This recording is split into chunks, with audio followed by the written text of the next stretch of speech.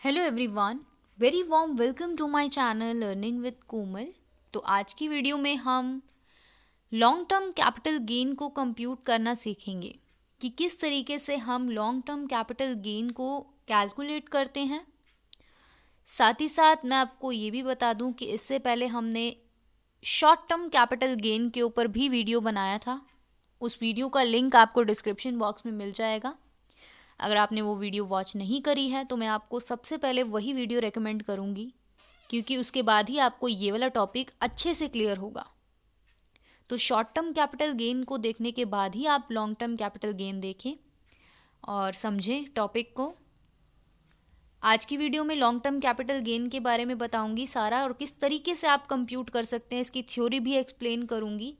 जो भी इसमें टर्म्स यूज़ हो रही हैं उनका क्या मतलब है वो भी बताऊंगी, और एक हम प्रैक्टिकल क्वेश्चन भी अटेम्प्ट करेंगे।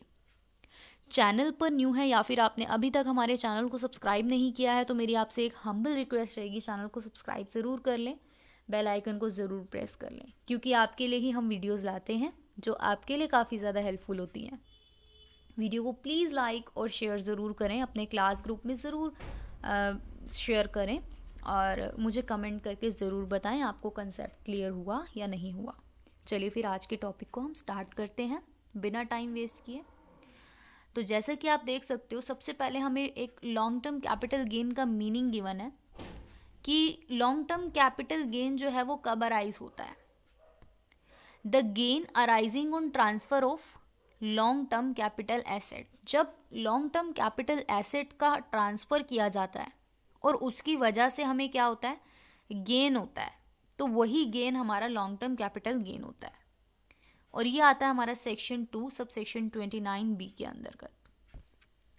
उसके बाद हमारा एक LTCG को आप किस तरीके से कंप्यूट करेंगे उसके बारे में एक्सप्लेन किया गया है। तो सबसे पहले जब भी आप कंप्यूट करोगे ना, तो आप क्या क्या लिखोगे। नंबर 1 आप लिखोगे जितना सेल कंसिडरेशन मिला, यानी कि आपने कोई भी लॉन्ग टर्म कैपिटल एसेट बेची और जितना आपको पैसा मिला वो लिखा जाएगा यहाँ पर। उसके बाद ट्रांसफ़र पर कोई एक्सपेंसेस हुए, मतलब जब आपने वो कैपिटल एसेट को ट्रांसफ़र किया, लॉन्ग टर्म कैपिटल एसेट को, तो उसकी वजह से ना कोई एक्सपेंसेस हुए, लाइक ब्रोकरेज हो सकता है, कमीशन हो सकता है ना, जब है ना, तो इस टाइप के जो एक्सपेंसेस होते हैं वो लेस होंगे। उसके बाद जो नेट निकल करके आएगा वो हमारा होएगा नेट सेल कंसिडरेशन, क्योंकि देखो आपने ब्रोकर को जो है फीस पे करी। मान लो आपकी कोई भी आपने कैपिटल एसेट बेची होगी तो आप ब्रोकर को कमीशन भी दोगे कि भाई क्योंकि उसने आपकी ये कैपिटल एसेट बिकवाई है, इसीलिए तो वो माइनस करके जो मिलेगा वो आपको मिलेगा, राइट। तो ये नेट सेल कंसिडरेशन होगा। उसके बाद और भी चीज़ें लेस होंगी जो कि हैं इंडेक्स कॉस्ट ऑफ एक्विजिशन और इंडेक्स कॉस्ट ऑफ इम्प्रूवमेंट। तो यहाँ पे मैं आपको बता दूँ, जब हमने शॉर्ट टर्म कैपिटल गेन पढ़ा था तो हमने सिर्फ क्या पढ़ा था इस जगह पर, बाकी का ऊपर का तो बिल्कुल सेम था। इस जगह पे हमने सिर्फ ये पढ़ा था कॉस्ट ऑफ एक्विजिशन और कॉस्ट ऑफ इम्प्रूवमेंट। ये जो इंडेक्स नया वर्ड जोड़ दिया गया है ये LTCG में जोड़ा गया है, और ये क्यों जोड़ा गया है इसके बारे में हम बिल्कुल अभी आने वाली इस वीडियो में पढ़ेंगे कि ये इंडेक्स वर्ड का मतलब क्या है और ये क्यों जोड़ा गया है, और हम LTCG में इसको क्यों यूज़ कर रहे हैं, है ना। और जब हम कॉस्ट ऑफ एक्विजिशन, एक्विजिशन का क्या मतलब होता है, जब भी हम कोई एसेट एक्वायर करते हैं ना, मतलब खरीदते हैं, तो हमारे को जो भी लागत आती है वो कॉस्ट ऑफ एक्विजिशन होती है। इम्प्रूवमेंट की बात करें तो आपने कोई एसेट खरीदी, 1-2 साल बाद उसको रेनोवेट कराया, यानी कि उसमें कुछ और चीज़ें ऐड करी। लाइक हमने शॉर्ट टर्म कैपिटल गेन की जब वीडियो पढ़ी थी, वीडियो में पढ़ा था, तो हमने एक एग्जाम्पल देखा था जिसमें गोल्ड की रिंग पर उन्होंने डायमंड का स्टोन लगवाया था। तो वो क्या है, कॉस्ट ऑफ इम्प्रूवमेंट है, जिससे कि उस एसेट की वैल्यू बढ़ जाती है, राइट। तो उसको हम इम्प्रूवमेंट बोलते हैं। तो जब हम इंडेक्स कॉस्ट ऑफ एक्विजिशन और इंडेक्स कॉस्ट ऑफ इम्प्रूवमेंट को कैलकुलेट करेंगे, जो भी निकल करके आएगा उन दोनों को माइनस करेंगे, फिर हमारा निकल करके आएगा क्या, लॉन्ग टर्म कैपिटल गेन।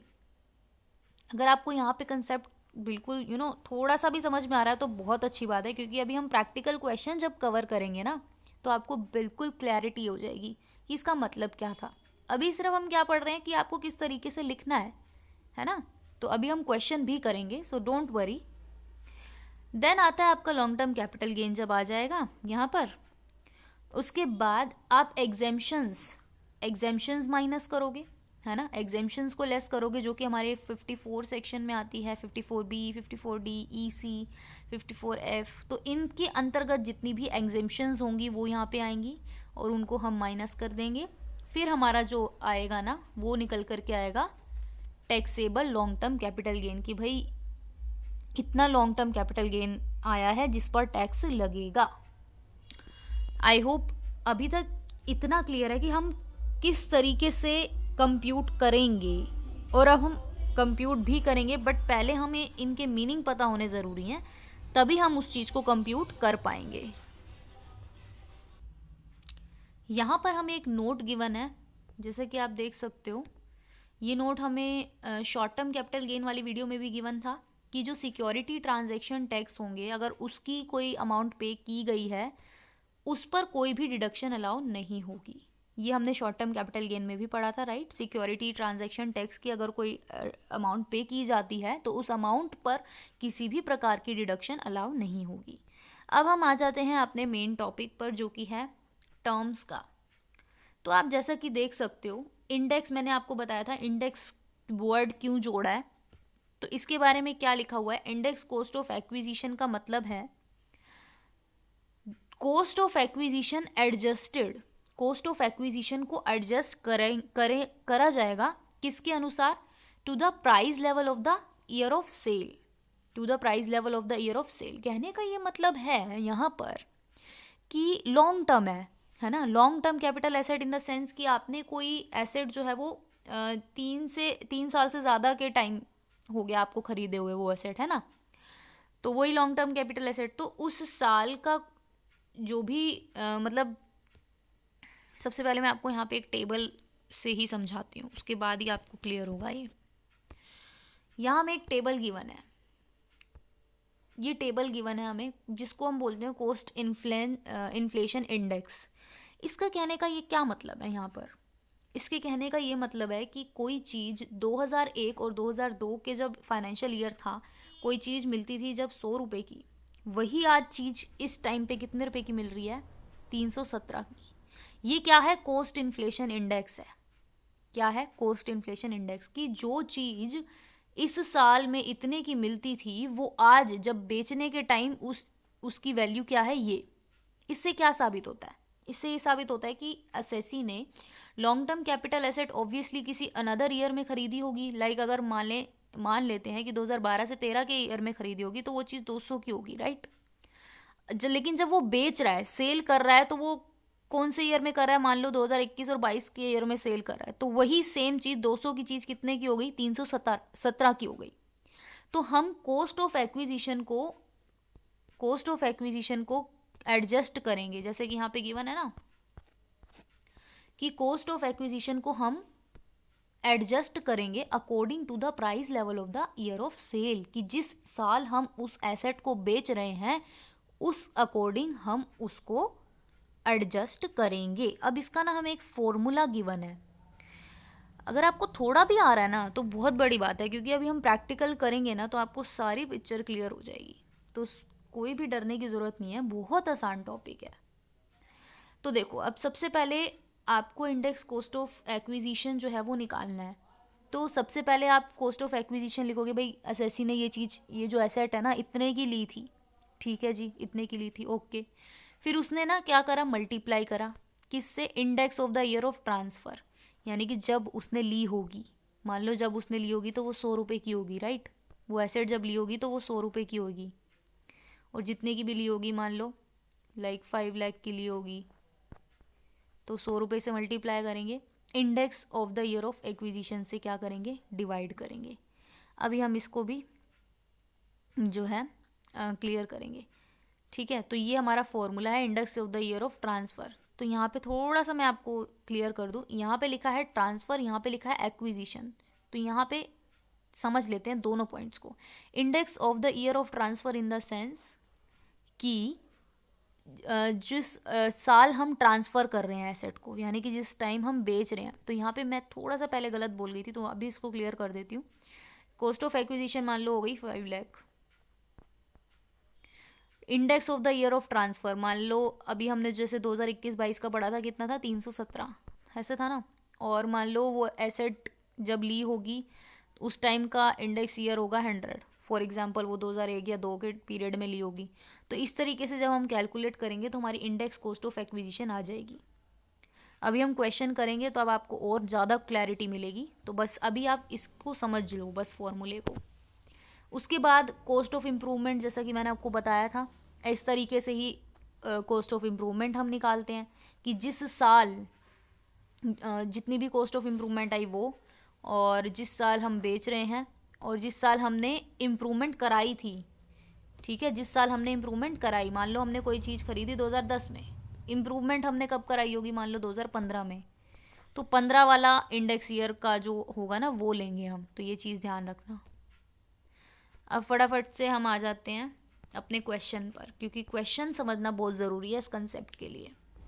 अब सबसे पहले देखो क्या लिखा है कि मिस्टर आनंद ने ना एक हाउस प्रॉपर्टी परचेज की थी। कब की थी जी?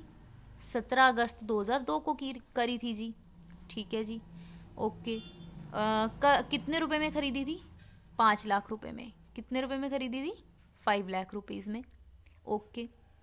उसके बाद 1 मई 2004 को उसने ना क्या करा, एक नया फ्लोर कंस्ट्रक्ट करा उसी हाउस पर, और कॉस्ट कितनी आई? 2.5 लाख। तो ये क्या है 2.5 लाख? ये 2.5 लाख क्या है?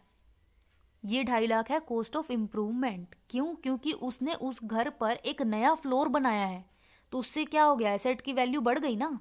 तो ये इसी को तो हम कॉस्ट ऑफ इम्प्रूवमेंट कहते हैं। और ये कब कराई है? आप देखो, एसेट खरीदी थी 2002 में, कॉस्ट ऑफ इम्प्रूवमेंट है 2004 में। तो जब हम इंडेक्स ईयर लेंगे तो 2002 वाला कॉस्ट ऑफ एक्विजिशन के लिए लेंगे, और इम्प्रूवमेंट के लिए हम 2004 वाला इंडेक्स ईयर लेंगे, इंडेक्स का जो भी होगा इंडेक्स वो लेंगे। ओके जी, क्वेश्चन में यहाँ तक तो हमें क्लियरिटी मिल चुकी है। आगे 1 अक्टूबर 2018 को उसने वही हाउस बेचा 18 लाख में। अब हम 2018 का भी इंडेक्स ईयर देखेंगे जो भी है, ठीक है, कि भाई 2018 में क्या है वो भी देखेंगे, क्योंकि वो ईयर ऑफ ट्रांसफ़र है, राइट। फिर वो 18 लाख में बेचा।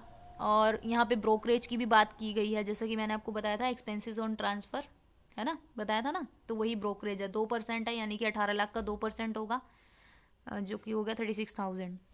अब हम क्वेश्चन को थोड़ा सा अटैम्प्ट करते हैं। सबसे पहले मैंने आपको बताया था हम क्या लिखते हैं कि कितने रुपए में बेचा, 18 लाख में बेचा। सबसे पहले 18 लाख लिख दो जी। उसके बाद एक्सपेंसेस ऑन ट्रांसफ़र, जैसे कि मैंने आपको बताया था ब्रोकरेज, इस टाइप के कोई एक्सपेंसेस होते हैं वो हम माइनस करते हैं, 36,000 माइनस कर दिए। अब ये कितना क्या आया आपका नेट सेल कंसिडरेशन, 17,64,000 रुपये आपका नेट सेल कंसिडरेशन आया। Then index cost of acquisition और इंडेक्स कॉस्ट ऑफ इम्प्रूवमेंट आप कैसे निकालोगे? तो आप देखो, एसेट खरीदी कितने की थी? 5 लाख की, 5 लाख लिखा है यहाँ पे। अब ये जो है दोनों ईयर्स हम देखेंगे। सबसे पहले आप ईयर ऑफ ट्रांसफ़र देखो 2018 का। 2018 का क्या है जल्दी से देखते हैं यहाँ पर। 2018 ये रहा आपका 2018। तो 2018 का है यहाँ पे 280। तो जैसे कि आप देख सकते हो 280 यहाँ पर हमें गिवन है। ओके, उसके बाद डिवाइड कर रहे हैं हम 105 से। 105 इन द सेंस कि जब ये एसेट खरीदी थी, कि कब खरीदी थी? 2002 को खरीदी थी। तो 2002 वाला ईयर देखेंगे, ये रहा आपका 2002 वाला ईयर, 105। तो 105 यहाँ से आया, सॉल्व करके आपका 13,33,333 आ गया। ये आपका क्या आया? इंडेक्स कॉस्ट ऑफ इक्विजिशन आया। फिर इस तरीके से ही हम इम्प्रूवमेंट निकालेंगे। सबसे पहले हम इम्प्रूवमेंट की कॉस्ट, भाई 2.5 लाख रुपए का उसने नया फ्लोर बनाया उस पर, ठीक है जी। कब बनाया था? ईयर ऑफ ट्रांसफ़र तो आपको पता ही है 280, क्योंकि 18 में ट्रांसफ़र हुई है एसेट। इम्प्रूवमेंट का वो बताना है, इम्प्रूवमेंट कब हुई है, कौन से साल में हुई है इम्प्रूवमेंट? 2004 में हुई है, 2004 में।